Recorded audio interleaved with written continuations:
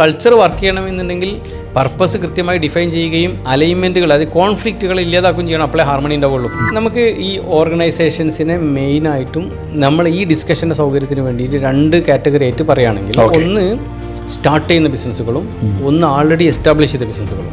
Start ചെയ്യുന്ന ബിസിനസ്സുകളിൽ QBL implement ചെയ്യൽ വളരെ സിമ്പിളാണ്, എളുപ്പമാണ്.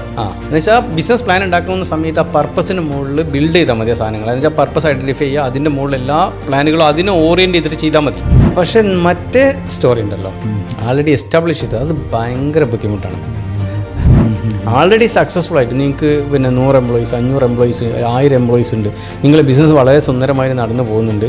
പക്ഷേ നിങ്ങൾ പറഞ്ഞ എന്താ QBL അത് ഇതിനകത്തില്ല. അതുകൊണ്ട് ഈ സാധനത്തിനെ ഞാൻ എന്ത് ചെയ്യണം, അതിനെ പോയിട്ട് ഞാൻ ഇപ്പോൾ ടച്ച് ചെയ്യണം എന്നാണ് നിങ്ങൾ പറയുന്നതെന്ന് പറഞ്ഞു കഴിഞ്ഞാൽ ഭൂരിഭാഗം ആളുകൾക്കും അതിന് ആത്മവിശ്വാസം ഉണ്ടാവില്ല.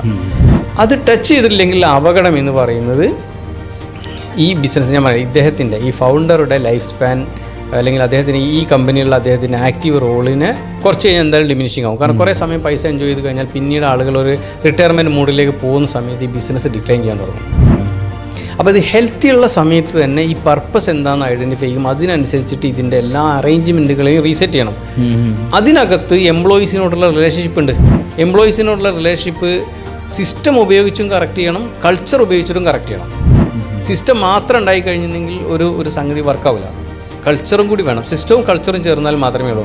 പക്ഷേ കൾച്ചർ വർക്ക് ചെയ്യണമെന്നുണ്ടെങ്കിൽ പർപ്പസ് കൃത്യമായി ഡിഫൈൻ ചെയ്യുകയും അലൈൻമെൻറ്റുകൾ അത് കോൺഫ്ലിക്റ്റുകൾ ഇല്ലാതാക്കുകയും ചെയ്യണം. അപ്പോഴേ ഹാർമണി ഉണ്ടാവുള്ളൂ.